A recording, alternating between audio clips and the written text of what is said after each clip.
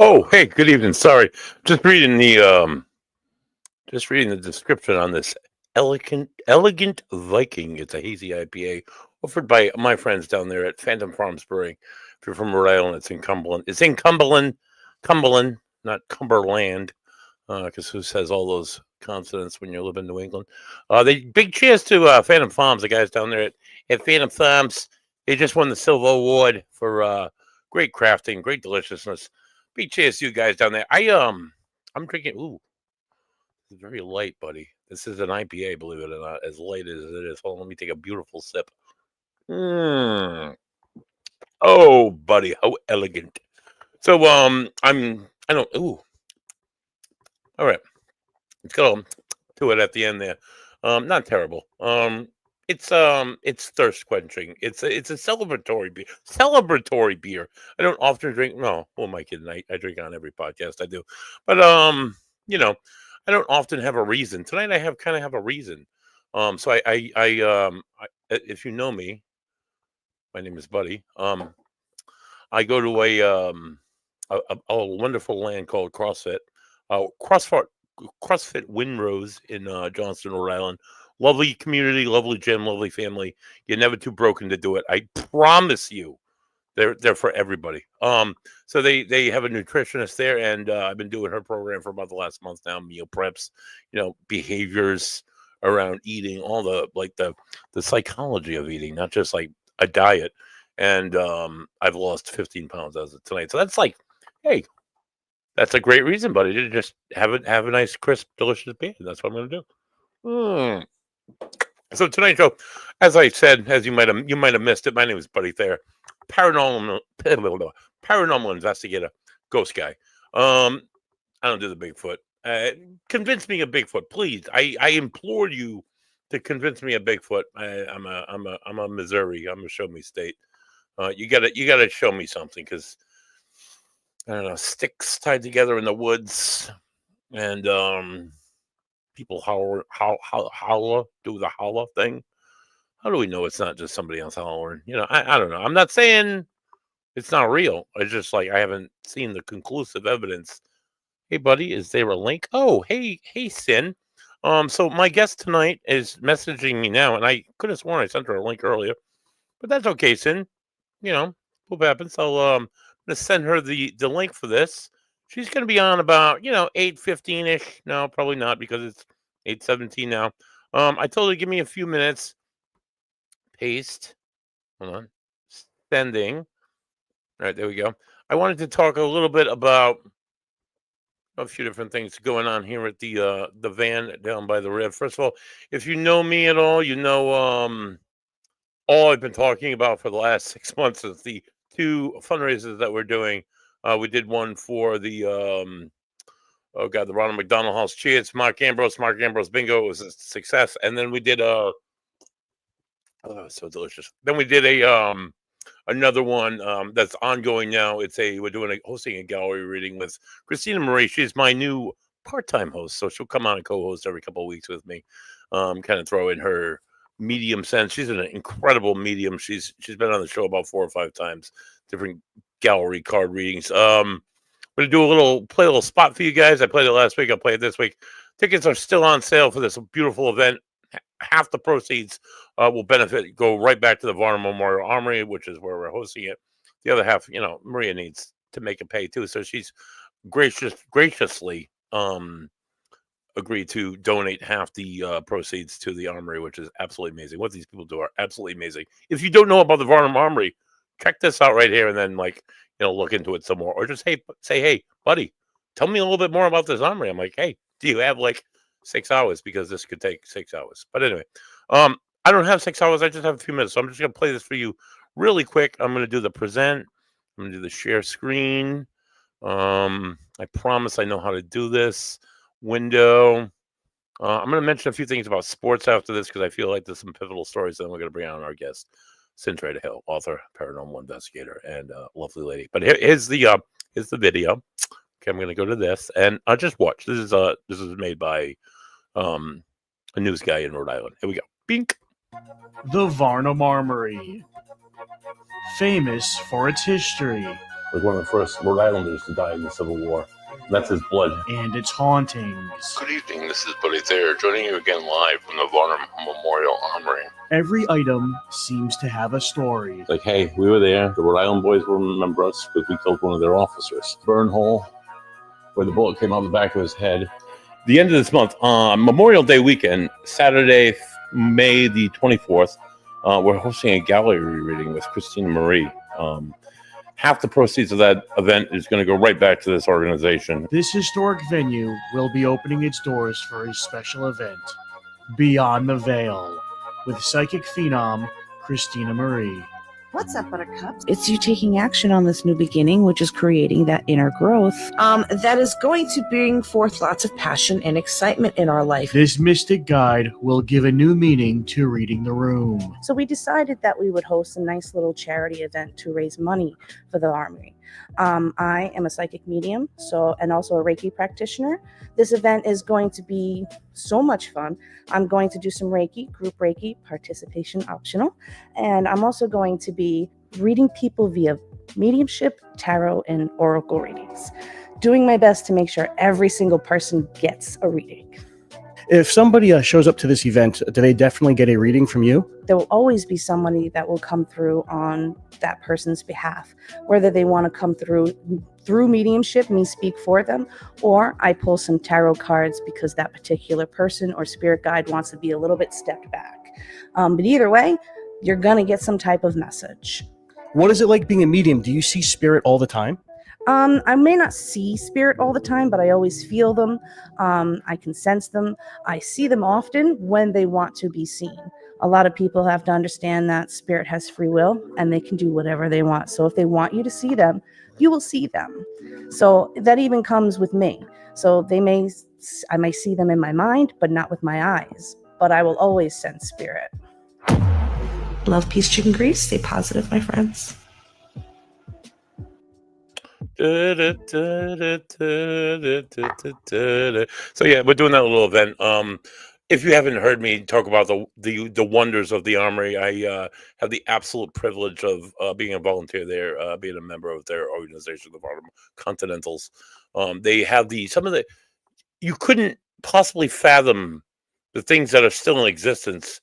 Mind you, the things that are in existence together in that beautiful building, that is absolutely done by complete volunteer work. So all these people, Patrick Donovan, the president of the organization, the curator, Maria Vasquez, she's the vice president. She does restoration. She does textile restoration. So they get these uniforms with like these moth holes in it that have been eaten by time, and she brings them back to life. And she does it at no cost. So it's a tremendous, like I said, tremendous love and passion for history.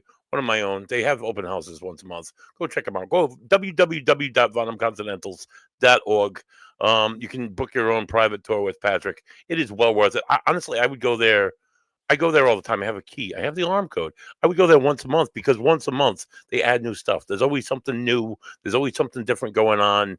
There's so many pieces of history, like I said, that you wouldn't even know are still in Korea. The second oldest flag in the Western Hemisphere, right there in East Greenwich. So if you're ever in Rhode Island, check it out. They're right on 6 Main Street, like I said, right on the Warwick, Warback, and the East Greenwich border, right there at the corner division. It looks like a castle. You can't miss it.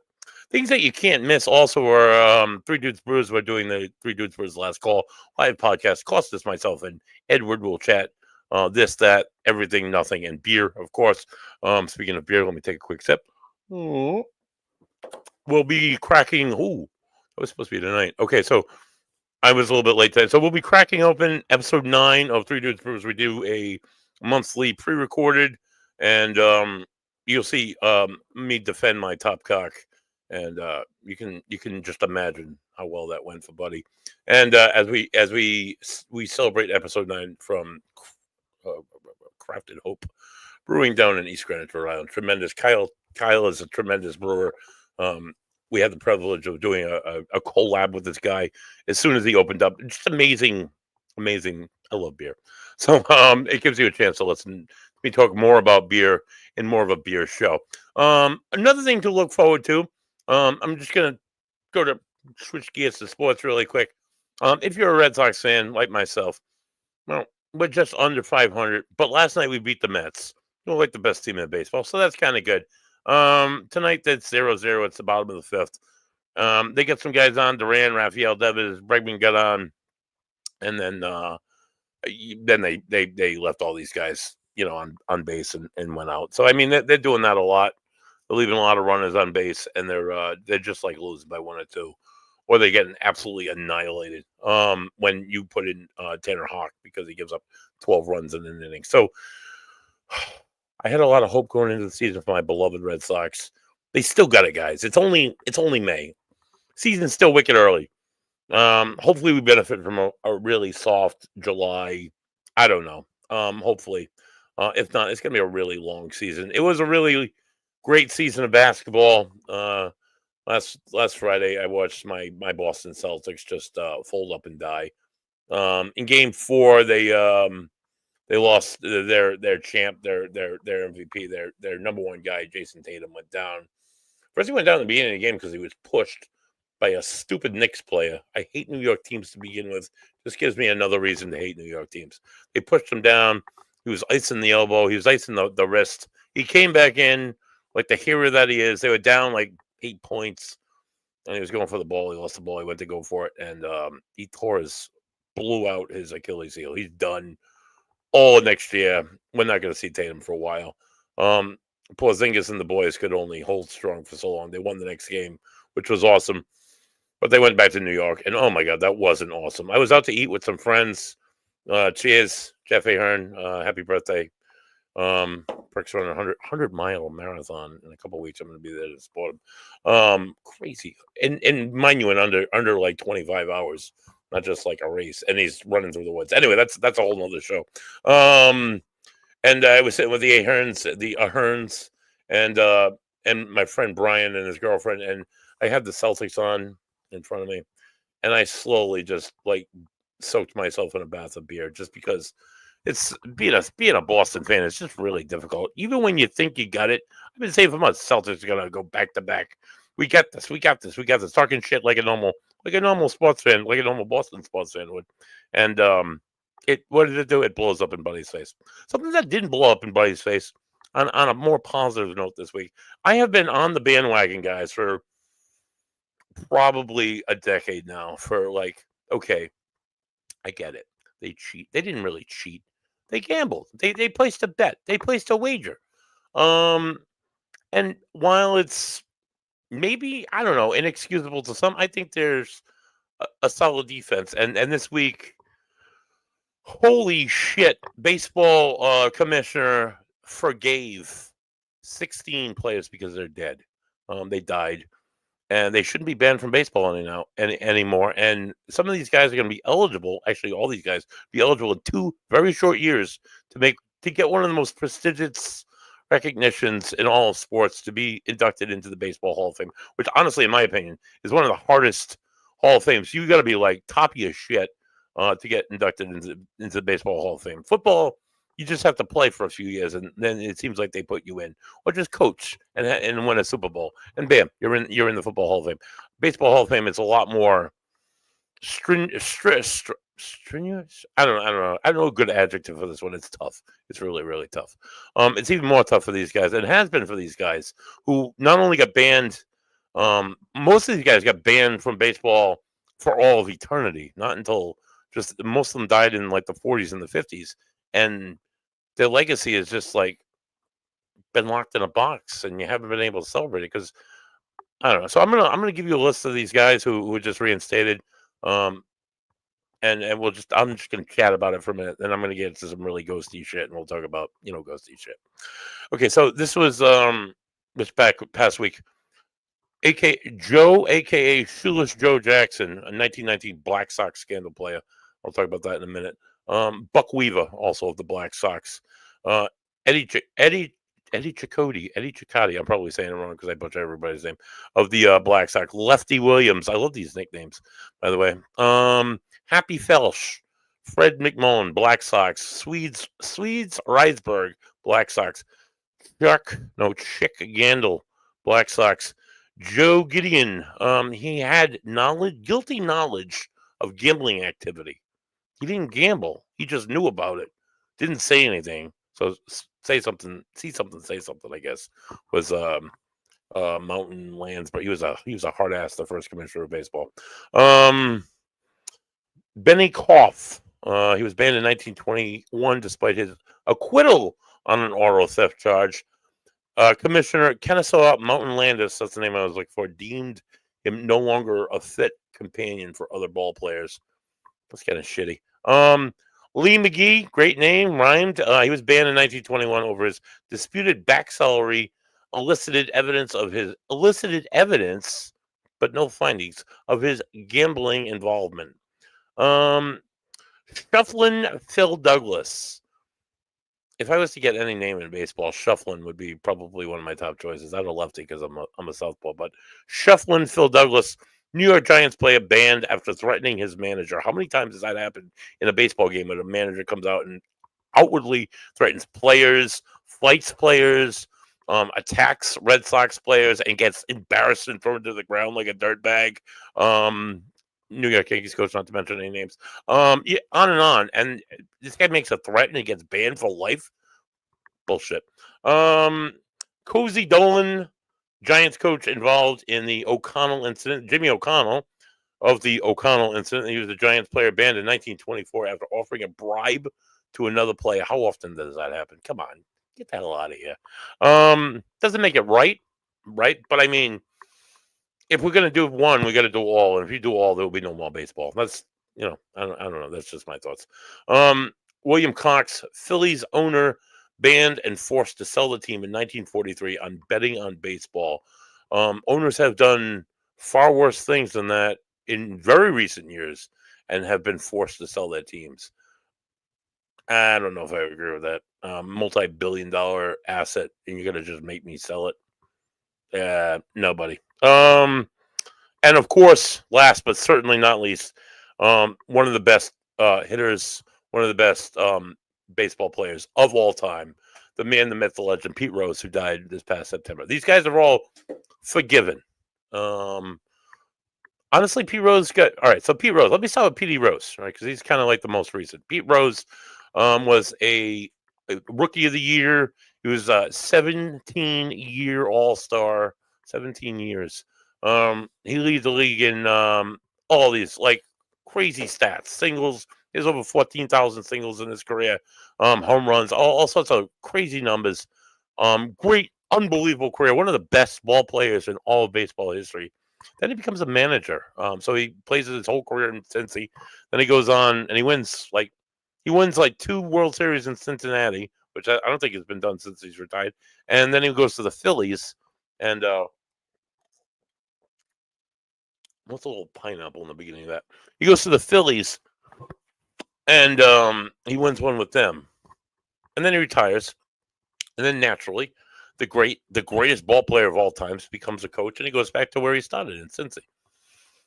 And in 1989, I believe, I think he was gambling for his team to win, and he got caught in a scandal, and there was an investigation, and they found him guilty, and they banned him for life, for baseball, from anything. You're just done, guy. You're out. Taking everything that you did, all this great accolades, before you made the mistake of getting caught gambling for your team. Again, it's not like he's gambling against his team and he's trying to throw it. I don't know. It's just I think it's the Christian values that govern baseball. Unfortunately, not to say Christian values are wrong. But I mean, come on, gambling. I gamble all the time. I love it. Anyway, I digress. So that was Pete Rose. Pete Rose, yes. Next, the Black Sox. So these guys. I'm not going to pay attention to any of them in between, but the Black Sox of 1919, these guys were like fire. They were all farm boys. They were all from the cornfields of the Midwest. Most of them didn't have a formal education. Some of them couldn't read and write. They were getting fleeced by that scumbag who, what was his name? He's a Polish. Not that makes a difference, but I've got his name off the top of my head. He owned the White Sox. Was it Kaminsky? I don't know. It might have been Kaminsky. I think it was Kaminsky. He owned the ball team. He paid these guys like shit, and he benefited tremendously because they were awesome ball players, and he didn't pay them. Shoeless Joe Jackson. It's like one of the best of all time. So then they were approached by the mafia, if you will, and said, "Hey guys, if you throw the game, we'll give you like 10 grand a piece." Well, most of these guys got screwed, and they only got like 5 grand, even though they they lost the World Series. Another fun fact about this time in baseball history, if the owners believed that they could make more money off the World Series, they would extend it to like 9, 11 game series. They would play the shit out of these guys, back to back, day after day after day after day, and rake the most money that they could, and they'd pay them next to nothing. So I mean, that's my defense for these guys. The other defense is these guys were never truly paid off like they were promised. A lot of people made money. Buddy, is your guest coming? Sarah Jane, my guest is coming tonight. I'm just talking a little bit more than I maybe should. It's been, yeah, she's on. I told her to come a little bit late because I want to cover a little bit sportsy stuff, and I'm just wrapping up on that, Sarah, and we will have her on shortly. And from our guest, she is here. So she's in the green room. It's cool. We're good to go. Like I was saying, good for Pete Rose, good for Shoeless Joe, good for the Black Sox, good for baseball. We celebrate 2, 3 men who like set the record in recent history. 3 men who set the record in recent history for home runs by cheating. Barry Bonds, Sammy Sosa, and Mark McGuire, Jose Canseco, all big steroid. All these guys juiced for years. Which is supposed to be illegal and should be, because it's detrimental to one's health. And I don't know, you're kind of faking it. So why are those guys recognized? You know, it's just Buddy says it's bullshit. So big win for baseball fans. Go Pete Rose. Even though you're dead, dude. Maybe I'll vote. I can't vote for you in 2027 because I'm not nobody. But hopefully they only need 6. I think they need 12 of 16 votes or 16 of 20. It's something small like that. Go Black Sox. You guys are the White Sox. Just drop everything. Drop all the bullshit. There was good reason. Let's look at this thing from many lenses. That's what anything my education taught me. You can't look at it just from one perspective. You gotta look at things from like multiple different perspectives. Excuse me. Oh, that's so good. So tonight, like I said, I have Phantom Farms. It's very delicious. And next beer, I don't want to interrupt and talk about beer when I get my guest on. So I'm drinking Road Trip. It's from Newport Vineyards. It's a lovely beer. Speaking of lovely things, my guest tonight, such a lovely lady. She joins me from the great state of Tennessee. She's a paranormal investigator. She's the founder and I guess you could say director or lead investigator. I don't know what they call it down there, but she's like the big cheese of the Elk Valley Paranormal group. They're from, if I had to guess, I would say northeastern Tennessee, maybe. And we'll find out shortly. And she's a celebrated author. She's had, I don't want to misquote it. I think she's had like 5 books. I'm using my psychic ability, right? And just riveting stories. She's a fantastic. I'm just gonna stop like blowing smoke. She's a wonderful lady. That's all you guys need to know. Welcome to the show. Greatest podcaster, by the way, in the last like 3 years. Cyn Shrader Hill. You are so. I have missed you so freaking much, buddy. Yeah, dude. Yeah, it's been a while. Oh my Lord, how are you doing? First of all, congratulations to the graduate. Thank you so much. I said for years, I'm like, it's just a piece of paper. Yeah, like, but I know all this shit. I don't need, but turns out I didn't really know all this shit, and I learned quite a lot in college. So, don't doubt yourself. Just don't doubt yourself. You just chip away a little bits. I did it online. I did it on my own time. Well, not my own time. I had like deadlines and shit, but like I found a way to make it work. I'm going to do the same thing with grad school. Fingers crossed, I might get in, start as early as July 7th, although I'm hoping for September. You 1. can do it.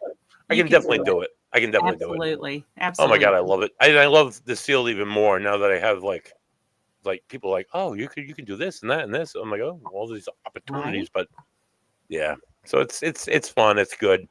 It's exciting. I love psychology. I love how people think and behavior and all that shit. I love so to be able to get paid to do it is just Yes. it's fun. It's good Yes. times.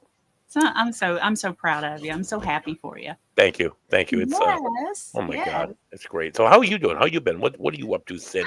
I am busy on my number 6, 7, and 8 books Bam, 3 in a row. Look at right you. now. Wow. Hi, Jenny. Hi, Jenny.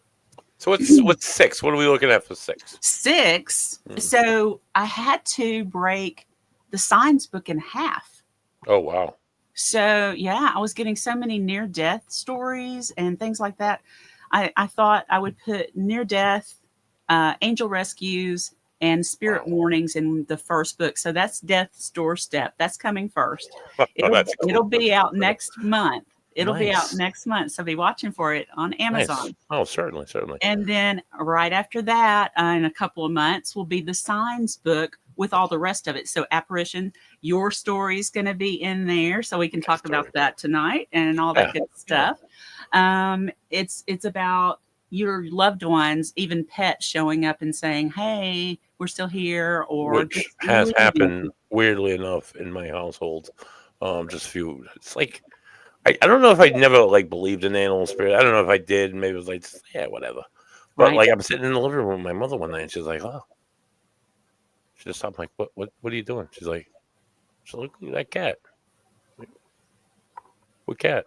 She's like, the cat. The cat just she's like, it's not there now. I'm like, well, what did it look like? She's like, well, it was like it was like brown and like gray. And she's like, yeah, it was like brown and gray. She's like, did you see it? I'm like, no.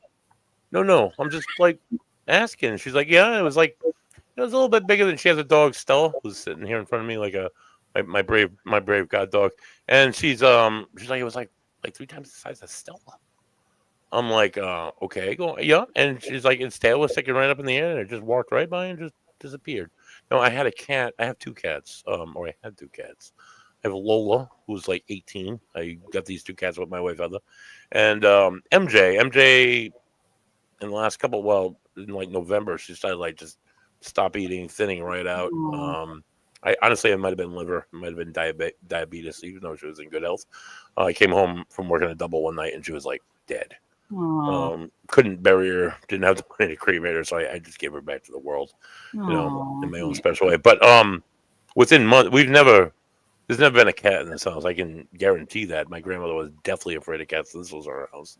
And I moved my cats in when I moved in downstairs. So I think MJ skipped by. But yeah, I've never had an experience like that where a spirit animal has been involved. That's I've got a lot. I had a few in that first book, just a few. But in this next one, there's a lot more. And not only dogs and cats, but one of my friends in England has seen some of her horses, Wow. and I can't remember what all, but it's just like a menagerie at her house, and they're coming back and speaking to her, and just it's sweet. It's amazing. It's amazing. And I've always said this as like as a grieving husband, as somebody who's grieved the loss of a spouse, or even my dog. It's always good to get these signs, because it's like it brings you such peace. It brings you such it makes the grieving not as difficult, because they're kind of still there, not just physically and appreciate them, but they're. If I ask for a sign, I'll get a sign. Wow. One of my last, so one of the things we talked about in my story was the purple papers that were on Come To All. One of the last purple papers I got, one of the last times I went to see him was 2 years ago in last September. And so it'd be like 3 years ago this September. Anyway, either way, my dog Sophie, I had her with Heather.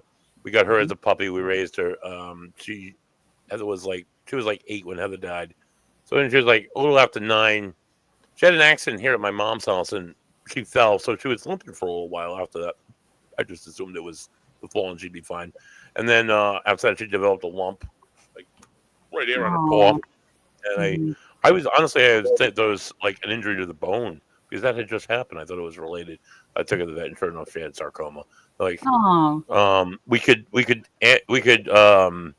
amputate, but Mhm. it probably it's they're like it's so advanced, it's so big that it's not gonna like we'll give you meds and keep her comfortable for Yeah. like don't expect more than like 3 months. I'm like, oh shit, Jesus, that sucks. So, and I No. my response was much more emotional. So Yeah. I got her the two meds, and we put her on two meds every day, and she took them, one for pain, one for swelling. And since she not only lasted 3 months, but 6 months, 12 months, she lasted 20 months before the cancer really Wow. started like advancing and metastasizing. And then when it was time, I did what I had to do. I put it down. And when we were in the vet office with her, I had a video from when the last time Heather came home from the hospital. She was in the hospital for like a month, and she comes and we were in an apartment in the basement. She comes and sits down on the bottom step, and I open the door and I'm like, Sophie. Sophie's just starts wagging her tail. She's a golden Labrador, by the way. Like Aw. Sophie, I'm like, come on here and see me. And she comes out and Heather's sitting there, and the dog just goes nuts. And Heather's like, dog, it's my baby, blah blah blah blah. So this whole I can't get it because I'll get emotional. But I know. as Sophie was getting her injections and being put down, that's what I played for her. That's what she listened to as she fell asleep. So That is I the sweetest. That is the yeah. sweetest. So I went to Roland about a month later, and I already had my current dog Jenny. She wasn't born yet. I already had money put down. I already knew that I was getting another. I love dogs, so I already had another dog picked out, ready to be born and shit. And I was sitting in this room, and he's going around. And he's like, and he comes up to me. He's like, "Don't think I'm not going to come to you. Don't think she's not here." I'm like, "Okay." And he's like, "I got something for your mother here, but on the top of," he's like, "I got a line in your mother's message. The top line is just for you." She's like, "I have the dog." Like, how the fuck do you know this shit? That's just like Wow. that's just like hit me in the chest, So stuff like that every Yeah. day. Even like the little things, not even the big things, not the mediums coming up to you in a gallery reading. Just the little things sometimes are so Mhm. significant. Yes. Yes. And it's No, awesome that you're documenting that. It yeah. gives other people more hope that like things are not like over.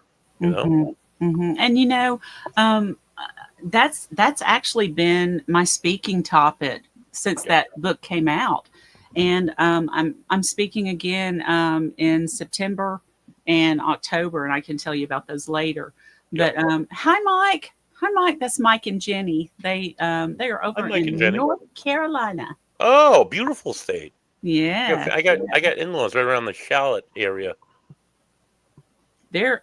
I cannot remember. They've told me probably 15 million times where they live, and I couldn't tell you. Fair enough.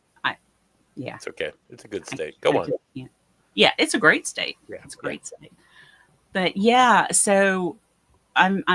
This has become the topic that people are asking me to speak on, yeah. and I think you're right. I think it's because not only does it give other people hope, but it gives other people a reason to listen and know that there is hope and things don't have to just end, and all of the above. And then you've got people that just come to have that, to be with others, to listen to it, so For sure. yeah. Yeah. Even whether it's like just after they die or years after Yeah. they die, and it's your first time, it's Yeah. still as poignant as it would be You within moments like never, that. you never ever get over it. Ever. Never. So I have a group of friends, a group of guys. I went to a group of brothers that I went to school with. We went to middle school together in high school. My best friend's is like a year plus younger than me. So he was in the second one's class. I was in the oldest. I was in Mike's class. My friend Jeff was in John's class, and then Mark, the younger brother, was like a grade below Jeff. So we all kind of like knew each other through junior high and high school. Saw each other at parties and fun stuff like that. And John was good friends with Jeff's cousin Mike for a while. So we kind of like stayed in touch for years. About 10 years ago, Jeff gets a phone call from his uncle, who was a captain in the Providence Police Department, They found Mark dead in the cemetery. He had overdosed on, I don't know, it might have been heroin. It wasn't pretty. They buried him, yada yada. It's awful. John pretty much turned his life around, and he runs like ultra marathons with Jeff and marathons, and he raises money. He does like did the Boston Marathon, and he did it for like substance abuse for in his brother's name, stuff like that. Really good organization stuff. So he says to me like 6 months ago, I put a post on Facebook about something ghosty, some like shit that I'm into. And he's like, buddy, that's awesome. That's really cool and stuff. He's like, but I tell my kids there's no such thing as ghosts. I'm like, why do you do that? He's like, well, because I've never experienced it, and I just think it's society's way of scaring little children and scaring people. I just don't really subscribe.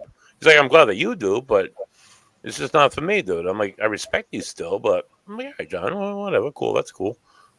My energy saver's on, so let me just make sure my shit's plugged in before my computer dies really quick. Hold on. All right.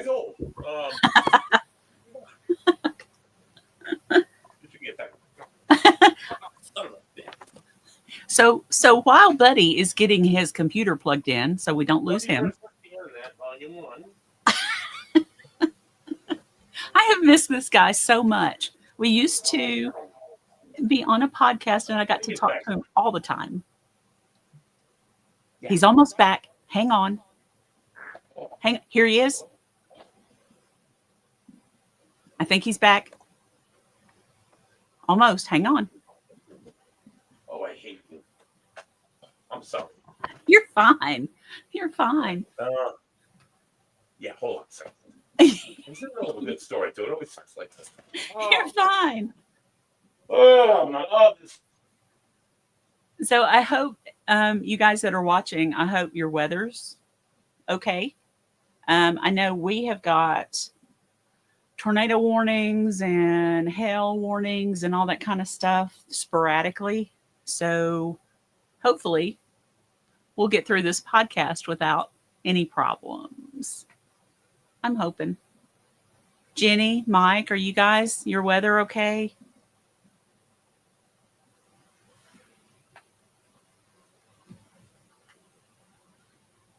Sarah, how about you? Weather okay where you are?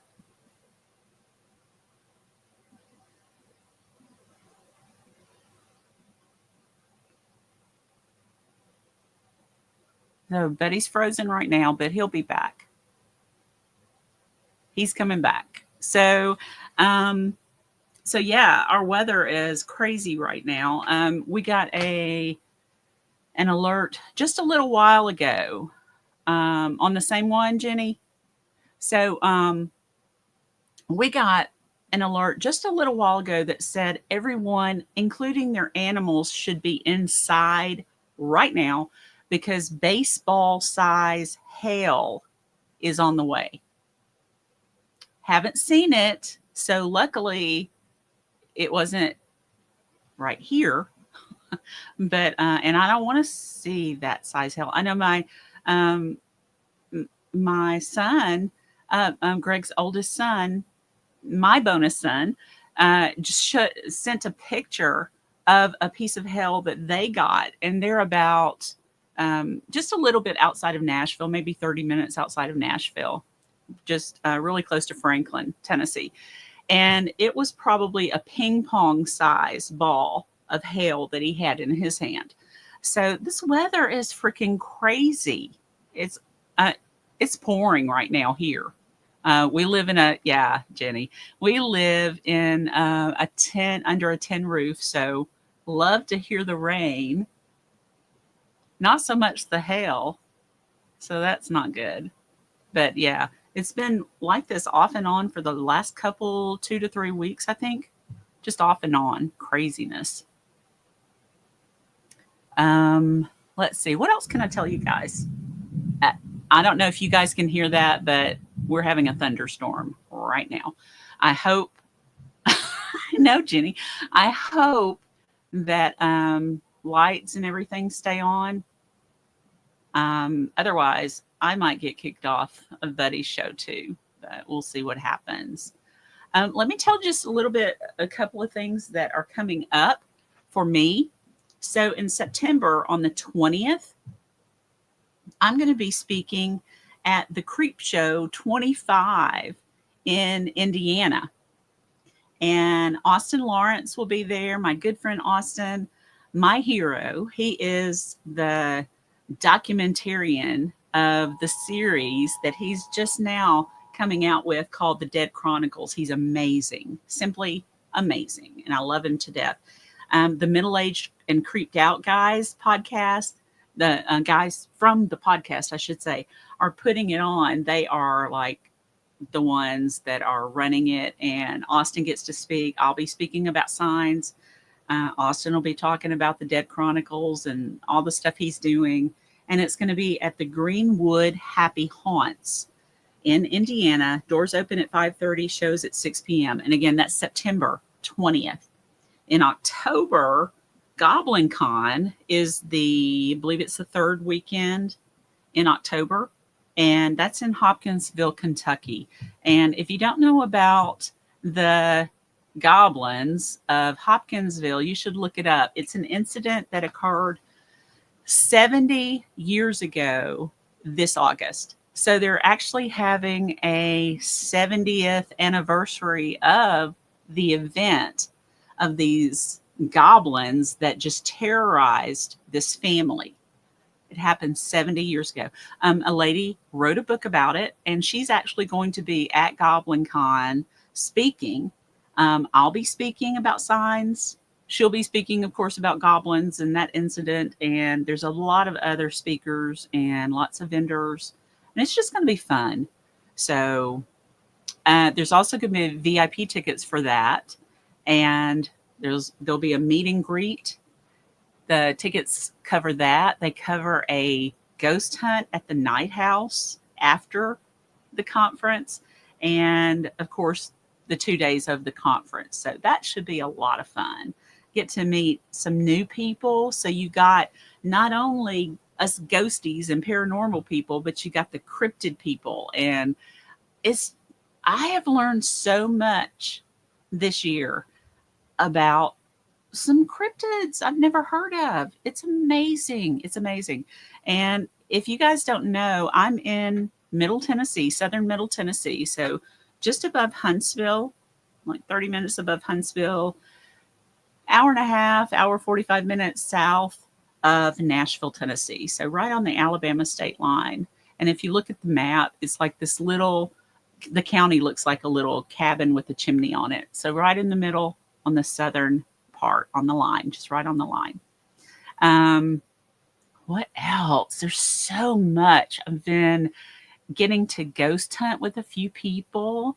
Austin is one of them I've gotten to. His girlfriend, Lydia.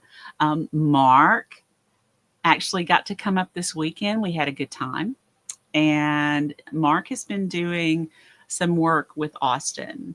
And you know that we brought out his cookbook.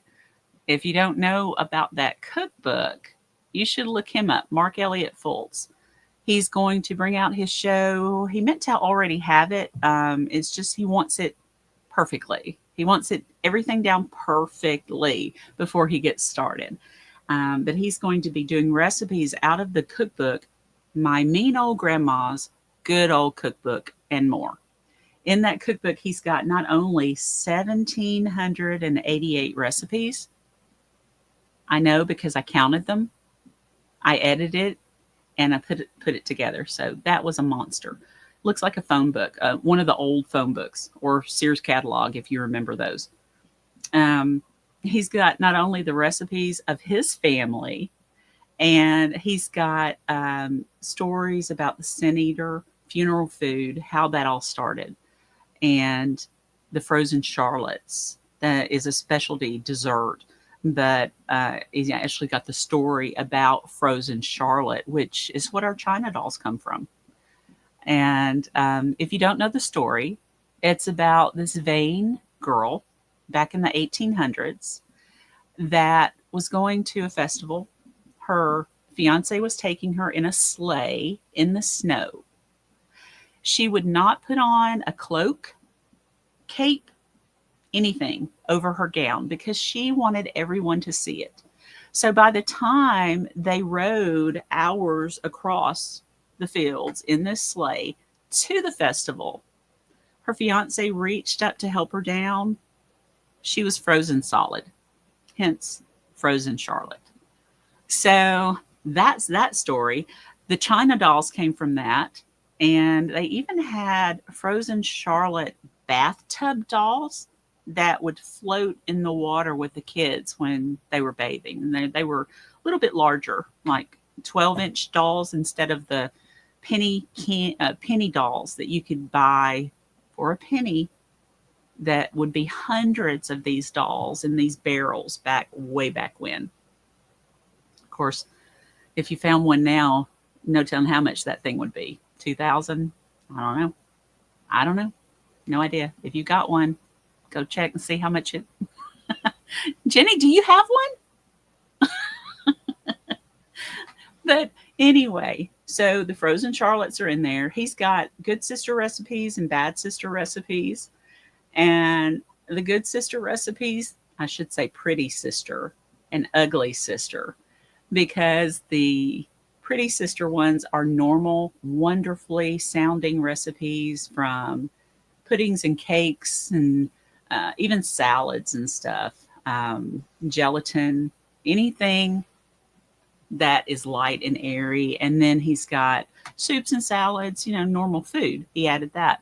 The ugly sister recipes has a warning label in front of it. And if you're squeamish, don't go into that section. It's got everything from sailor's eggs, which uses bloater's paste, which is inside the fish and helps them float. They use the insides, and if you want it a little gamier, you use all of the insides of the fish to make this paste. Sailor's eggs use bloater's paste. They've also got, there's lots of brain recipes in that section. How to cook a possum, how to cook a raccoon. Poor little raccoons. I couldn't do it. Haggis, you name it. Chitlins, slung, unslung, either one. Not for me. So anyway, I know it's Southern. I couldn't do it. I might taste it, slung ones, if somebody else cooks them. And I put a clothespin on my nose and don't have to smell it. I would taste it. I'm not promising I'm going to swallow it, but I'll taste it. So, Jenny, I might, when I come see you one of these days, I'm going to bring this cookbook and I'm going to let you cook some of this icky stuff while I sit outside talking to Mike. And then when you say it's ready, I'm going to come in with a clothespin and taste it. So we'll see how that goes. I hope Buddy is okay. I truly do. He was talking about baseball earlier. So I'm going to tell you, are you not going to do it, Jenny? I'm not either. So he was talking about baseball earlier. Back in the 50s, my dad got a double scholarship to Middle Tennessee State University. And that's where the whole family went to school. It's in Murfreesboro, Tennessee. And he had a double scholarship, baseball and basketball. Got him out of the cotton fields. He was a farm boy. Got him out of the cotton fields because he couldn't afford to go to college without the scholarships. And he played those sports. So he also wanted to play football, but he had no idea how. He liked all the athletes of the college stayed in one dorm. So he knew the football players. The football players tried to get him to go out and play because Dad was a great athlete. And he said, I don't know how. I don't know what to do. I don't know anything about that. And they go, no, we'll show you. We'll tell you where to run. We'll, catch the ball, whatever. We'll guide you. And he goes, okay, well, I need help with this. I don't even know how to put this stuff on. So they told him how to dress for football. He goes out on the field. He doesn't even get to go into for the first play. He doesn't even get to practice. He doesn't. The basketball coach sees him, and he says, Shrader, and calls him. Comes over. He said, get that stuff off of you and don't ever let me see it on you again. So that was Dad's football career. However, he was really good in baseball and basketball. He made the 1,000-point club at MTSU. He was one of the first ones that was on there. And then in '56, after he graduated, he got on the farm team for the White Sox. And no, excuse me, for the New York Giants. He got on the farm team for the New York Giants. So here comes this little farm boy all the way up, and they were practicing. And he did great. And then Willie Mays shows up for the same position. And Dad said, I had to come home. I should have gone with the professional basketball. I should have done that. I could have done better. But Willie Mays was fast. So that was his professional career. He came home after just a little while. But I think he got paid $500 for that. That was his sign-on bonus. And so he used that to buy Mom's wedding and engagement ring. Came back and they got married. Isn't that sweet? I know. We're having story time. And I've been saying I'm going to start the podcast. I'm going to start it. And it hasn't happened yet because I'm scared of the technology. I'm actually scared of the technology. I can talk. I just have trouble with the pushing what button I'm supposed to push and that kind of thing. I know I've got people that will help me. I do, but I'm still scared. I'm a scaredy cat. I can talk with the best of them. Let me check and see if Buddy has sent me a message, please, because I don't know. Nope.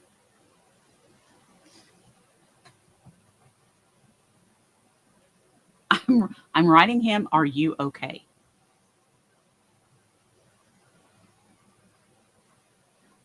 Let's see. Let me tell you a little bit about this death's doorstep. I have gotten so many near-death experiences and angel rescues and spirit warnings that I had to make that a separate book. One of the stories that I love this story. I love this story.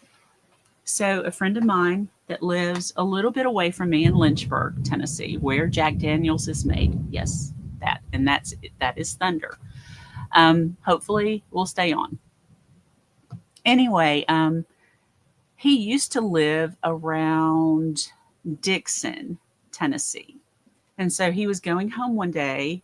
It had been raining, but it wasn't at the time. However, there was a little pooling on the roads, and that's what he hit when he was going uphill. I'm just over here jabbering. Thank you for saving my show, Cyn. That was amazing. Could you hear it? Could you hear? I didn't. I was swearing and yelling. It's something. There's an incredible electronical nightmare happening below me, and one plug came unplugged, and everything just stopped working. Oh no! I knew when you froze. I knew when you froze, you were in trouble. I was telling them I went through a little bit of everything, just kind of rambling. Yeah, well, that's good. You'll have to look back and listen to it because I was telling about my dad playing baseball and basketball and all that kind of stuff. Yep. But I was telling them we've got thunderstorm and tornado warnings and all that kind of stuff. So hopefully I won't have to drop off. But what Yeah. I started telling them was a Oh, near-death experience. yeah, yeah, through yeah. Angel Rescue. My Nice. friend over in Lynchburg, Tennessee, which is not very far from me. That's where Jack Daniels is made. Woo woo. Yep. And I knew it sounded familiar. yeah, Why does that ring a bell? that's where he lives now. At the time of this story, though, he lived around Dixon, outside of Nashville, Mm-hmm. and he was going home. I believe it's outside of Nashville. I could be wrong. Anyway, he was headed home. It had been raining. There was pooling on the road. He was going uphill on a Yep. bridge and lost Mm. control. So he Wow. loses control in this big, heavy truck pickup, goes across the median head on with an 18-wheeler coming down the hill. Oh God, Yeah. that's It sends him across. His truck is so compacted mm-hmm. that he is pressed up into the passenger side ceiling and hemmed in. Mm-hmm. And luckily, his angels were looking out for him because a paramedic was coming down the on-ramp to get on as this accident happened. He Yeah. saw the whole thing. Holy And shit. so he stops. And there was also a couple of construction trucks that had been rained out. They were behind him and stopped to help. So they had some tools as well. But the paramedic just got out of his vehicle and was just walking down, because there's no way anybody could be alive in that. No way. Right. After hitting that rig. The truck driver was fine, but Yeah. not, this guy in the smaller truck, there's no way. And inside the truck, Chris is going, I know I'm hurt. Mm-hmm. My arm's out the window. I know it's hurt. My neck, I know I'm hurt. I'm in bad shape, but I'm still alive. He never passed out. And Oh my God. yeah. And so he broke his neck, and he could move it just a little bit. Mm-hmm. Hang on. We got tornadoes right now? No. Warnings. Warnings. We've got it all around us? Okay. All right. We got lots of lightning and thunder around. Just tell me if I need to get off. Right. Okay. All right. If you need to go in the basement, let me know. I'll understand. I'll take it. We don't have one. It's one level. Oh shit. I know. All right. I don't know what Anyway. you're gonna do. Get your bicycle. What are you gonna do, right? Okay. Yeah. But so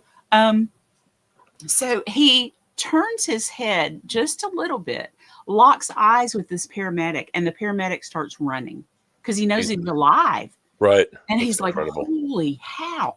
It's How in almost the survived that. world? Yeah, Yeah. There's no way. So he runs up. The windshield's all shattered, but it's still in place. Mhm. They couldn't open the door. He's trying to come in the side and help the guy. He's got a compound fracture on his arm hanging out the window. He's got, he knows he's hurt both legs, but he doesn't know how bad.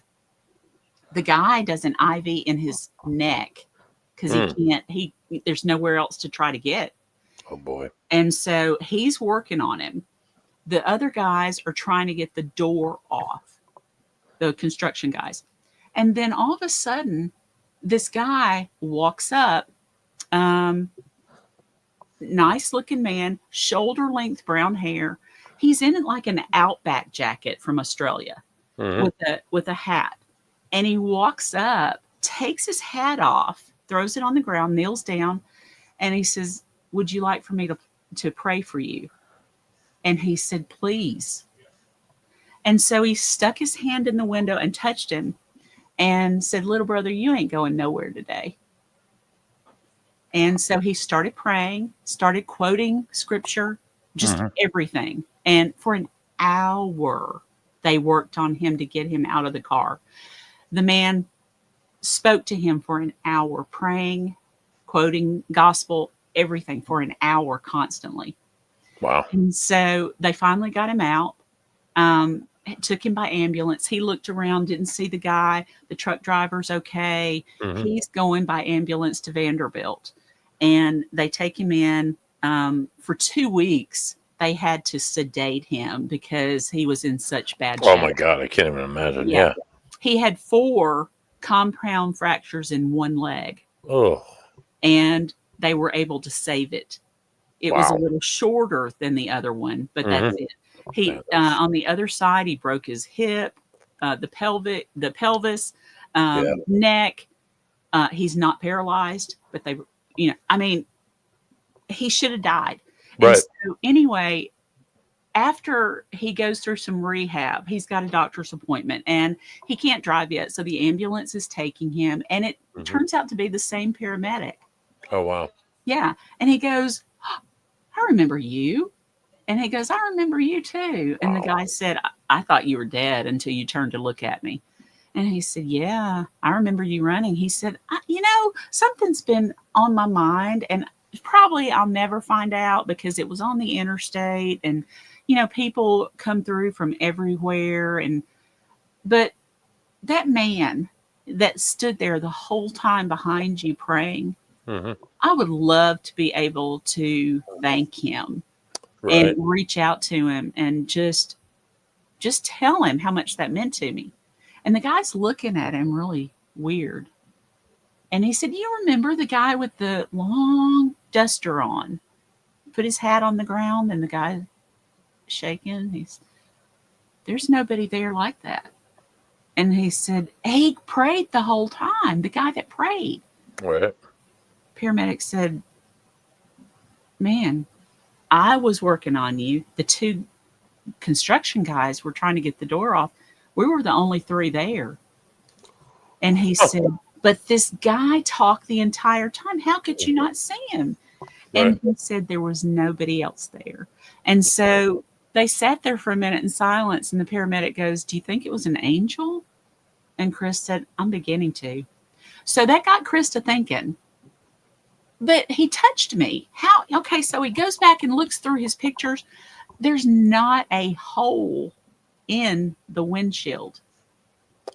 There's Holy no shit. way anybody could have stuck their arm through that windshield. Wow. That's I mean, I was, as you was starting to get to the end of the story, I'm like, yeah, this is a ghosty, so for sure. But that's crazy. Is That's that like not incredible? That's an incredible paranormal experience. Angel, ghost, whoever it might have been. Whoever, yeah. To have that kind of lengthy and understand and be able to remember. He felt him touch him. Yeah. I mean, it's just, the whole thing is just incredible. That's kind of creepy. That's kind of creepy. That's definitely creepy. I see shit all the time, but that's I don't see shit like that. I just see it quick, or like there's a person there, there's a person not, or sometimes they'll say something awful to me. But I mean, it's never like lengthy conversations like that. I wish I could like have my grandfather come in this room right now and like have a really good chat, or like my wife, or anybody. Yeah. But that's like. And that doesn't happen to everybody, and that's not to say that everybody doesn't have that kind of gift to be able to connect to the other side. It's just, oh man, those stories are really like, it gives me the chills, and like, yes, I mean, feel warm and cozy inside at the same time. Almost. I know, but I still get chills even telling it. It's amazing. It's simply amazing. So really quick, I was in the middle of the story about my skeptic friend John. So skeptic John, 6 months ago, none of this stuff is real. You got all that right. None of it's real. I respect you, but I tell my kids it's bullshit. So I'm like, all right, great. So then about a week ago, he's like, he puts this on Facebook, and I reached out to him right away. And he's like, so he gets in the car, he gets up in the morning, and he turns his phone on, and his phone starts playing a song, and it's a song by Sublime. And he's like, oh, it's like weird how that just like came on like that. And he's like, I just tapped it off, like whatever. It's a phone, whatever shit happens, whatever. And he's like, I didn't think anything else of it. I got showered, I got ready for the day. He's a nurse practitioner, and he works with substance abuse. Great guy. And he's like, I got my car, and I turned my engine on. That same song was on the radio. It made me think of my brother Mark, and how that was his favorite song. And ironically enough, that day that happened, that was Mark's birthday. So I saw that on Facebook. I said right away, I reminded him of that moment six months ago. He's like, hey, I don't believe any of this stuff. I'm like, dude, That's a sign. That's definitely a sign. You gotta like look out. Too. This is like a big sign too. This is like pretty significant. You gotta like kind of like maybe like just open your mind a little bit. So he's like, Yeah. yeah, we talked about it all day. He's like, yeah, totally, dude. He's like, it's just so weird how it would happen like that. And I instantly thought of Mark, and it instantly took me right to it reminded me it was his birthday. He's been years since he passed. So wow. he's like, I go home, and this is like, I said this like last Monday or Tuesday, and I'm sitting at work. I did this last Monday because I'm sitting at work finishing my nose in my phone. Bzz, bzz, and I look at it, and it's a message from John. He's like, dude, you'll never believe what just happened. I'm like, you'd be surprised. Why don't you try me, dude? He's like, so me and my wife were sitting in the living room. The kids are all asleep. The TV's off. She's reading. I'm just like kind of chilling, looking at my phone. And we both hear a whisper. It's like it came from over where the Alexa is, but it wasn't the Alexa. It was a man whispering, I'm glad I could help you with that. And they both heard it as clear as day. Was it his brother? Maybe. I think it was last Tuesday, actually. Maybe. Kind of coincidental that 3 things would happen in one day. Yeah. But this guy's kind of like more of a believer now. So I mean, always keep your eyes open for this shit. This doesn't honestly, I'm an investigator. This doesn't always happen when I'm investigating. This happens. One of the biggest questions I get asked is, how do you know it's a sign? Well, you don't. But no. And the other question is, how do you know it's so and so? Right. Well, who was the first person you thought of? Right. When that happened? Immediately. And that's who he thought of, right? Mm-hmm. And with you, I mean, yours were so blatant. Not even like the big ones, like the purple papers. Even like a couple weeks ago, I was at the gym. I was just like really emotional about graduating. My wife Heather was in school, and she passed away. So I'm like, I got to go back now. I got to make it my thing. I just got to do it. And I did it. And so I was like, it was like I was like emotional throughout the whole day. Yeah. And then so I was at the gym. I was at CrossFit, and we do like 10 minutes of stretching and shit beforehand. So I'm a big guy. I don't like to have change in my pockets. It drives me nuts, especially when I'm at the gym. So I went and I bought water at the local convenience store. I took the pocket change, the silver, and I put it right in the kids' bucket, right? Like, I don't even want that. Just get it away from me. I'm at the gym, and I'm doing my stretching, and I do a push, like a yoga push, like a push-up. You push it back up and stuff. And I start doing the yoga, like the back, and I look down. There's one fucking dime sitting there. And a dime has been significant in my life spiritually for a number of years. Before Heather even passed, I had a woman tell me that my cousin, Christopher, who died when I was 18. He would start leaving me dimes, just one dime, and it was always one dime. It was always in the most obvious of places, like where I would open the bathroom door and there'd be one right there at the marble threshold, or I'd open my car door and I'd go to get out and there'd be one dime. And then it would start happening to Heather. So then when Heather was always like prepare me for like what could possibly happen if her life was shorter than mine. Yeah. Always. And I never wanted to hear any of that shit. Right. But she's like, I'm going to give you signs. I'm going to leave you signs. And the dimes, when we moved out, we were living in a house I grew up in. And my parents had to sell the house. So we moved out of the house and moved to the bucket. And we had like 50, 60 boxes, all sorts of furniture, all that shit. The last 10 boxes, I shit you not. So like, you swear this is fake. I shit you not, it's not fake at all. The last 10 boxes we took out of there, every single one of them had one dime in each one of them. And Heather found each one of them. And then she thanked Chris afterwards. No, she didn't know. And so it was always a thing that like I kind of identified with. Mm-hmm. And now that since she's passed, it happens like all the freaking time. Wow. It's never other coins. It's always just one dime. Mm-hmm. And the year on the dime is sometimes significant to something in our lives. Like the year we were married, the year she died, the year she was born, the year I was born. It's always something like that. So, do you keep those? You keep those, right? I do keep those. Yeah. The day Wyatt died, Wyatt was my nephew, my mini-me. Yep. And we just had his 3rd anniversary on the 6th of April. Mm-hmm. And it's still hard. It's still really hard. But the day he died, I went to the hospital to see him in the morgue. And I drove over. Now, my father-in-law had passed, and I had a PT Cruiser, this little cruiser, and he had this nice F-150.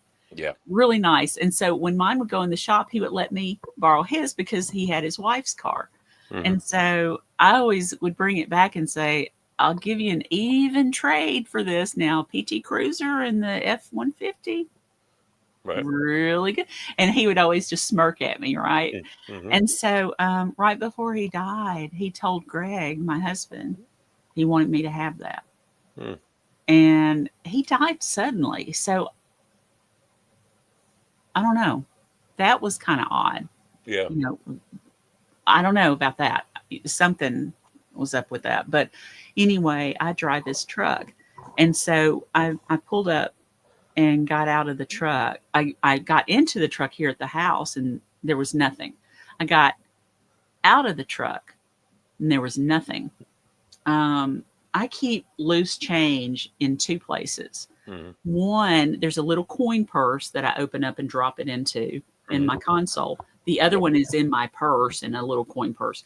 But I went to see Wyatt, my mom and my sister. Greg came, just the whole bit. And then we were leaving. I went to get in my truck, and there's a bright, shiny penny. The first person I thought of was Wyatt. And I was like, no, it's too soon for Wyatt. That's not Wyatt. And a penny doesn't represent Wyatt. But my dad collected coins. Dad died in 2001. He never got to meet Wyatt.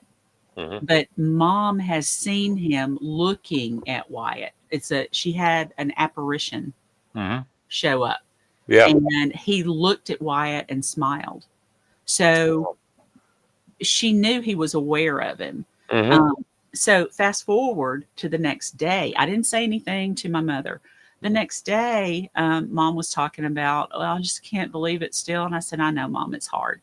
And she said, I just hope we just get some kind of sign. I just don't know. And I said, well, Mom, I kind of did yesterday. And I think it was from Daddy. And she said, what do you mean? I said, I found a bright, shiny penny. And she said, I found one today. Nice. And I said, it is Daddy then. It is. Coincidence? I don't think so. You're right. Right. There's no such He thing. came to kind of guide Wyatt. Yeah. No, that's nice. That's touching how that all happens, like with my wife and the dog. I imagine they're like running through a big wild flower field and just like finding Heather in the middle. Just like those happy heaven thoughts, I guess. But it's nice to see that there's that connection. It really gives the living, really gives us a sense of hope, because I'm not religious anymore. The organized religion just disgusts me completely, and the people that are involved in it in my life that have been absolutely terrible. So I just shy away from religion. But I think it's a really great idea. They all have a really good idea, and I think that none of them are wrong, and they're just a different perspective on it. I had a Catholic priest tell me when I was in the 6th grade, you could have your own relationship with the Lord. You don't have to go in a church. Yeah. You don't have to go in a temple. You can do it from your backyard, wherever really? you feel. Isn't it really? Just live the life, dude, Isn't it really just live the golden rule? Right. Don't be an asshole. Yeah. Right? Right. Just do you. Don't worry about everybody else's bullshit. Just do you. Yeah. Don't do the drama. Stay away from the drama. Help others when you can. I try to do that whenever I can. Not that my fundraisers are overwhelmingly successful, but I mean they've been relatively successful. We've raised some money. We tried. Yeah, you tried. That's the thing. My mother always says it's the thought that counts. It is. I guess it is. Yeah. She's correct. Mom was right in that one sense. And she definitely saw a cat probably. But yeah, it's cool. It's definitely cool. You say that with the parental figure with the child. It reminded me of a case I had. We called it case 10. I used to number my cases because just to keep the anonymous, whatever. Right. It was a 2-family home. It was one first floor, second floor apartments. A friend of mine bought it. It was in this section of Providence called Silver Lake. Very Italian, very heavy Italian. people. So the history was really easy to do because Providence, one thing they have, the city of Providence, their archive department is spot on. Caleb, forget Caleb's last name. He's an amazing historian, does an amazing job with all they do in Providence. So the residency records, who own the house, who lived there, the city directories are all intact. And the old city directories around, it just doesn't show like where you lived and who lived there, just like what you did for a living, if you're a widower, and it just like really personal information is in there. So it gives you like a really good idea. So I was able to find this when this house was built. The family that moved in, they came in from they're from Cicero, Italy. They immigrated from I forget the city. But one of the EVPs was Cicero, Italy. Is so fucking cool. So cool. But one of the biggest, so the first floor got different like stuff, like would have chairs moved. It would have like disembodied voices. The second floor, specifically, so there was 3 bedrooms.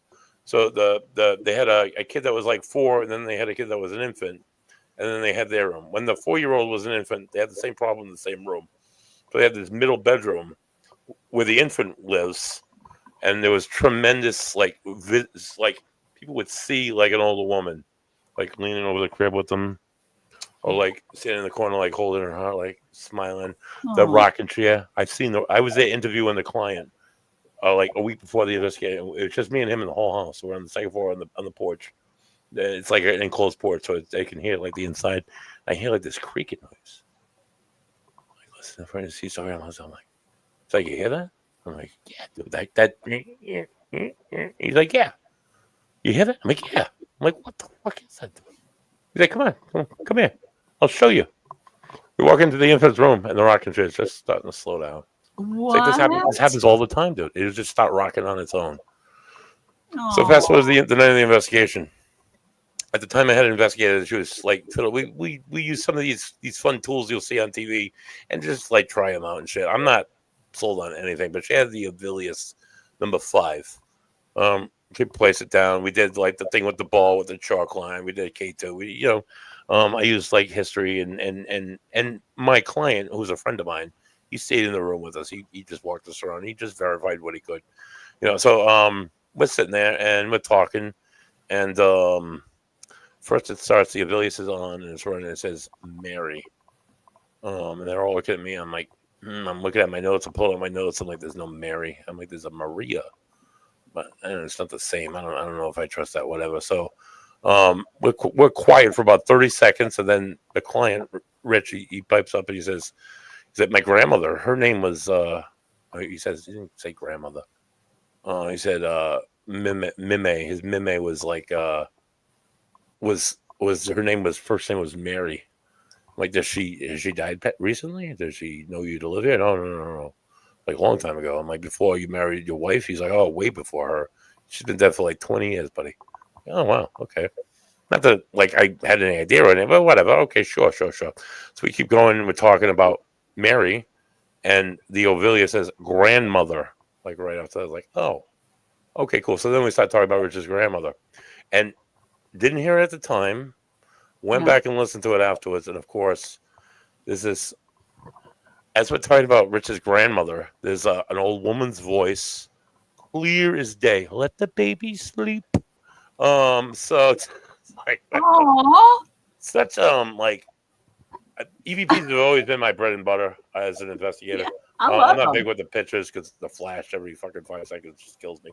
I don't know. Maybe it's I asked the right question. I don't know. Maybe we take the right lead. I don't know what it is. But for one reason or another, holy shit, some of them are so clear and awesome.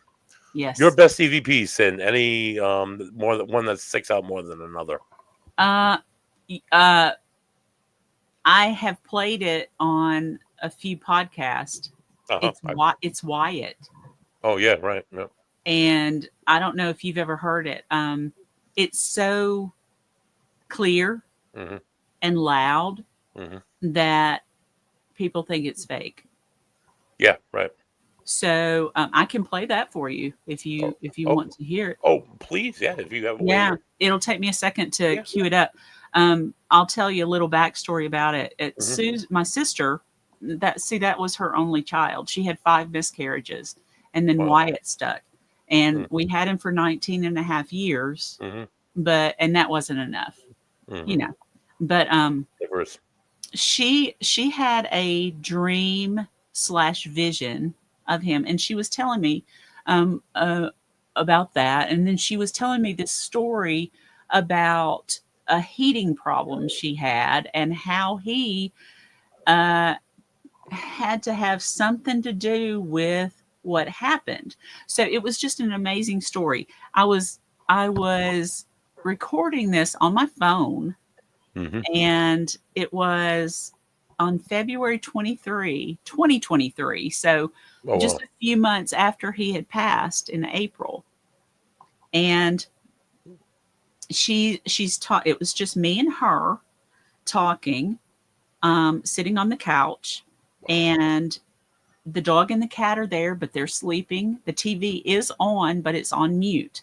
So she's talking and I'm recording, and I will play that for you. Let me Awesome. turn it up. All right, you're going to hear her speaking. Mm-hmm. Josh said, he said, your son's name was Wyatt, and he drove an El Camino. And I said, yeah. And then he said, Did you hear that? Then he said, Yeah. Yeah. You want to hear it again? Yeah, please play it again, please. Yeah. Give me like 2 seconds before you just give me a point. Just so Okay. I'm just like focusing on particular. You're going to hear a couple of taps. Yeah. We didn't hear that in real time. Okay. Okay, he did that. Okay. So could you hear the taps? I did hear the taps for sure. All right. Yeah. Then right after that, so son's name was Wyatt, and he drove an El Camino. And I said, yeah. And then he said, did you hear that? Yeah. What do you think? What do you think's being said there? Can you understand it? No, I cannot. In the southern dialect, it is. Did you hear that? Oh yeah, I did hear that. Holy shit! Yeah. I thought that was you the whole time. No. Oh wow! That's Holy why. shit! No, yeah, I definitely heard that. That's all. That's so intelligent. That's so intelligent. Yeah, and you want to hear it one more time? Please, yeah, please. Yeah. I don't want to listen. Because it doesn't sound real, right? Yeah, no, it doesn't I sound thought it was real. you saying, "Did I hear that?" And I said, yeah. And then he said, you hear that? Jesus Christ, that's so loud. That is so loud. That is so. It's so loud that people Holy think it's shit. fake. Yeah, right. And I don't care, because I know that was to me. Mhm. That was my sign from Wyatt, It's because I work with incredibly loud. EVPs. Right. Yeah. And I had been training him to be my videographer, and he had heard Sean, my co-founder, so many times say, now, if you're here and can speak to us, get as close to the red dot as you can, speak as loudly as you can, and hopefully we can hear you. He did it. Yeah, he did it. He finally did it. it. There you go. That's amazing. So that's just like that's awesome. That's I clear as day for probably you. will never get another one like that. I might never get another EVP from him, but that's okay, because I got that. I've had ones as clear as that, but it's not as personal. You know, it's just some dead guy or some dead lady that I've never known and never will know, and she just might be standing next to me, making me feel a certain way, Right? And she might happen to come through in a voice, which is usually the case, but not often do I know them as intimately as that. That is, or I've trained them to do that. Yeah, Heather knew me as an investigator. She pushed me into it. She's like, "You got to do this. This is like something this is something for you." I'm like, I just dove head first into it. So she knows that she was on. She didn't go on investigations for a long time because she was terrified of it. But when she finally started to it and opened it up to it, she had a ton of experiences. So she knows. I don't know. She respond and distract investigators. I don't know, but it's always cool to holy shit. People say, "Oh my god, that sounds just like my mother." Like when you play an EVP, and or then other times it sounds like a weird gurgle. You know, like how do you think they're able to retain like how their voices sound, how they speak? I don't know. Personality, I God, mean, memories. yeah. You know, To how I mean, I just kind of feel like he was still hanging around yep. because he was turning on his bedroom light and opening his door. If his mother Yep. shut his door, he would open it. And he was turning on the light back in his room almost every day. Oh wow. And that went on for 3 months after he died. Mm-hmm. And occasionally it will happen now, but not as often. Yep. But it was just incredible how he just showed up immediately. He showed up immediately after his funeral to her with a sign, not visually, but she got into her Jeep to go home, Yep. and there was one sock in the passenger seat that was Wyatt's. One sock. He was always losing socks. So there was one sock in the passenger seat, and it was not there when she went inside. Wow. Then, when she gets home and is going up the stairs the same day after the funeral, she finds one black sock on the steps. Wow, that's creepy. Not That's there. Creepy. Right. So it was just one thing after another. Yeah. He would show up to my mom, and he was the only grandson. So he would show up to her when she was reading her Kindle, and she would have it out in front of her. She would be drinking her coffee at the table. And when it was time to change pages, she'd tap it. But she was leaning back reading. And she said, all of a sudden, it would just flip and then roll back. And when it first happened, it kind of freaked her out. And she said, I know you just got this, but there's something wrong with it. It keeps flipping over on me. And I said, what are you talking about? And she told me, and I said, but it's new. You know, you just got it. She said, I know, but it keeps doing it. Yep. And I said, but wait a minute, you said it comes right back? She said, yeah, it flips over to the next chapter or two and then rolls back. You can see it flipping. It comes right back to where I was. I said, Mom, who might do something like that to you? And she thought for a minute. She goes, is that my baby? And I said, I kind of think it is. He's playing with you. He just wants you to smile. He knows you're sad. Get your attention on top. One person, I implore you, if you write another book about signs, the gentleman I had the privilege. I went on his show. Actually does radio, and then he came on mine, or he came on mine, vice versa. And I met him through another guy that I'm like friends with that does radio with him, and his name's Dave Kane. Dave Kane is the parent of the youngest victim of the station nightclub fire that was here in Rhode Island back in, I think it's like 2002 or 3. So many holy shit things that you cannot make up. One in particular. So station nightclub fire. It was Great White was here performing. Yeah. This nightclub. Yeah. They had bad like sound set up. I'm sure Mike still just Mike played there. I remember. I remember when it happened. The week before the incident. Yeah. It was like the 4th deadliest fire in like American history. Yes. 100 people died. One of them who died was a friend of mine. We went to school with this guy, Mark Frontage. Sweetheart of a kid. Anyway, so the guy Dave Kane, his son's band was gonna open for Great White that Friday night. This was a Thursday night. I was with my friend, and we were working at a bar in Providence at the time. We were mopping up. I remember seeing it on TV, like, oh man, the station fire. Like, oh, that place burned down. That was so great. We had so many great shows. Had so many great times. Little did we know, so many people died inside. But and there's a video.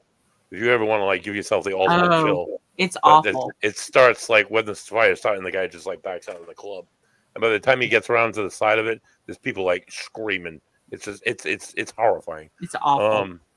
Don't do it unless you want to be up for several nights. But anyway, Dave Kane's son, Dave was dropping his son off that night at his girlfriend's house, and they were going to go to this show. And Dave's saying to his son, like, son, why do you keep playing these terrible gigs? They don't pay you next to nothing. It's a shit show band. Great White sucks. I mean, they're probably in Great White Sox because I'm in Rhode Island. But he's like, it's the last thing the son said to him was like, "Dad, the show must go on." And he gets out of the car, and he went inside, and that was it. Dave said he always had like this obsession with the number 41. It was always like a sign with him with 41. So when he was alive, so he they don't find out he passed till like a few days later. But the night of the station nightclub fire, when the fire was like in full blaze, they got a text message from their son. I can't remember what it is. It might have been 41 or the show must go on. It was one of the two, something like that. And then when they actually like looked at the history of the fire and stuff, and like the phone, it's when they actually recovered the fire department recovered the phone.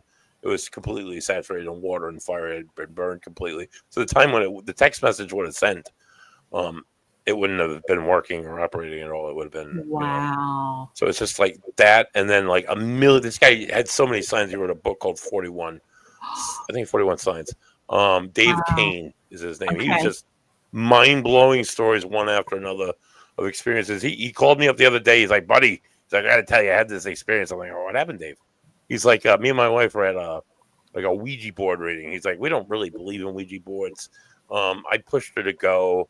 She didn't want to be there. She's bitching the whole time we're there. Finally, somebody calls her out and said, "Hey, you gotta come and do this with us." He's like, "Yeah, you gotta just do it." So she's been bitching the whole time. He put the hand on the thing, and they're asking for her son, and it spells out "just go home." That's what it says. He's like, "I don't know if that means anything, but I found it kind of funny." And I'm like, "Yeah, dude, that's totally like not a coinky dink, but a coinky dink, you know." So it's just like these amazing stories from amazing people all around the world. None of them are like, no one's like really. I mean, everybody's special, but no one's like really special. But it happens to everybody and anybody. This guy Dave King was a complete skeptic about spirituality or the afterworld afterwards. Now he's a complete believer. So I mean, and how could you not be? Some of the signs are just like so blatant. I was in tears listening to the guy tell his stories, and it's just so heartwarming, so like heart wrenching. To have lost your son at like age 19. And he was just like such a huge personality. And then so I had this Dave on the show. Before the show started, I put up like all the victims of the station nightclub fire, like God blah blah blah. And then we always remember. And then I put a picture of Dave's son and my friend Mark. Oh, come to find out, it's either like how just a testament of how small Rhode Island actually is, or a testament of how like nothing is a coincidence. Turns out that Mark Fontaine's parents and Dave and his wife went to college together, had known each other for years. what? And then they reconnected when they were in the station nightclub family fund, and they discovered that both of their sons had perished in the fire, and they had this like reuniting moment, like which is probably the worst time to reunite ever. But it's like weird little coincidences that probably aren't coincidences. You know, just like weird stuff. Almost like they needed to meet again to be able to talk and or just like maybe put Dave. I don't know. Put Dave in touch with me to tell us. I don't know, dude. I don't know. I don't know. I don't know what it is. I don't have any of the answers. I just think all this shit's really super cool. So that's. I mean, I could talk forever on signs and spirituality and oh my god, for days. And so definitely reach out. Dave Kane. He has. I'm sure he has a website. I think they were doing like a musical or / movie production. Was going to go in the works next. So it's still doing stuff. There is always time to tell the stories like this because it's like one of the greatest mysteries of mankind. Is there something afterwards? What happens to us? That's right. You know, loved ones. Are they going to heaven? Are they going to hell? Are they stuck in purgatory or something awful? No, it's just. Yeah, I don't know. Speaking of this, the near-death experiences. Yeah. Oh my Lord. Those are moving. Yeah. Oh, and some are terrifying. Some see what is, maybe hell. And they want to come back and they get that chance to change. Rectify shit. Yeah. Yeah. And then I had a friend that her grandmother visited her and she took her hand and said, "Come with me," and took her to this really dark place. She said she didn't hear any screaming or, gnashing of teeth like you hear. And She said, I didn't see any fire, but it was dark and it was really scary, and I did not want to be there. And she said, remember this place. You don't like it, do you? And she said, no, I don't. I want to get out of here. And she said, let me take you somewhere else. And she took her hand again and took her, and she said it was this most beautiful field of flowers and the most beautiful colors. And it was peaceful and just wonderful. And it was so nice. She said, Grandma, I want to stay with you. And she said, honey, it's not your time. You can't, but I want you to see this. And I want you to make good choices so you can see this again with me. Oh, it's fucking amazing. This is amazing. All that's definitely a thing. I've interviewed countless people who have had near-death experiences, and all of them are very, very real, very detailed. They're all different too. None of them's like they're not like all the same story or all the same No. You know, there's a lot that's similar. Like a lot of people talk about a light. A lot of people talk about feeling loved and hearing or seeing loved ones. A lot of people talk about a tunnel. You know, going through a tunnel. But other than that, it's just so different how things come up, and amazing. It's just amazing. No, you see the light, you see family members. I remember like family members, because my family wasn't big on nursing homes, so everybody died at home. Family members like talking to like dead relatives in the room. Yes. That have been long gone. Most recently, my grandmother died in 2009 in this very room I'm sitting in. She died of lung cancer. She was a great woman, though. But in the weaning months of her life, she would address Daddy in the corner of the room. Now, she used to refer to her husband, as Daddy when she would talk to my father, like, "Oh, Daddy this, Daddy that." So like you're talking about like Pop, and Pop's been dead since 1992. It's like, no, said my father. He's saying James. He's saying James has been dead since 1941. And like vivid details. My great grandfather, he died in 1998. He was born here, but his parents were French Canadian. He was speaking full blown French, saying he was speaking to his parents. I had never heard this man speak French. What? And he was speaking again like he knew it as a kid, and he lost it over the years because he didn't speak it anymore because his parents died when he was in his teens.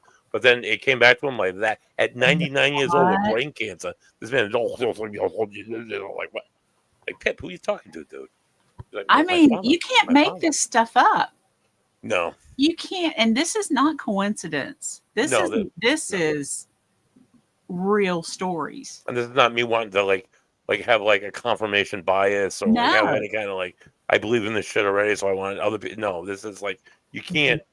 You can only write the excuses for so long. Even my most skeptical of friends, it's like, dude, I had a dream about Heather, and it was so real. And she was talking to me about like real shit. And he's like, I never remember my dreams. I remember every detail. And like earlier on that week, I was like fucking losing my shit, and I'm like, Heather, just give me something, Jesus Christ. And then that happened. I'm like, bam.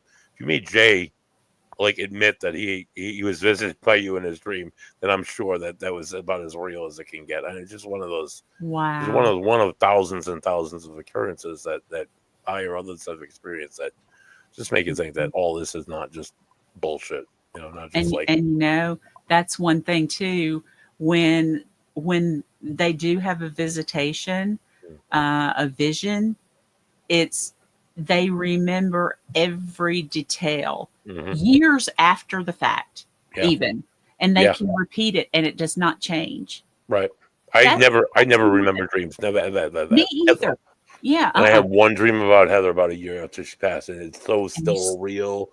Or like I dreamt I had a Reiki session like 6 years ago. And I was she's like, put yourself in a peaceful spot. So I was like in a lake in the middle of the mountain session, just serenity. That turned into me like floating in the pool at my grandfather's house here when I was like 10, and he was doing his laps in the pool, and he was talking to me, and I could hear his voice, and I remember what his voice sounds like now. But at the time and before that, for years, I had forgotten what his voice sounded like because he passed in 1992. I was barely 13, I have no. But now I can like recall what his voice sounds like just because of that one weird Reiki experience where he spoke to me. I swear to God, it's just it's not. I don't know if it's the way the energy accesses the mind, or if it's Yeah. that subconscious connection to the universe. I don't know what it is, but it's definitely something special. Cyn. Something special there. Yes. So, we unfortunately we're getting towards the end, minus the debacle in the middle of the show. S- Wonderfully, you kept everything rolling and going, and kept my audience riveted as always. Anything you'd like to mention, Cyn? Any way people can check out your books? Where can people find them? When can Yeah. people know more about Elk Valley Paranormal and everything, all the great things you guys do? You can go see Elk Valley Paranormal on Facebook or elkvalleyparanormal.com, the website. All the evidence is there. Not my latest, but if you've got one of my books, the third one, They're Speaking, Are You Listening? You can read that book and go to the website to the They're Speaking evidence section and listen to all the EVPs in the book. Do it. So that's a cool thing. There are Mhm. 5 books right now on Amazon in paperback and Kindle editions. If you have Kindle Unlimited, they're free.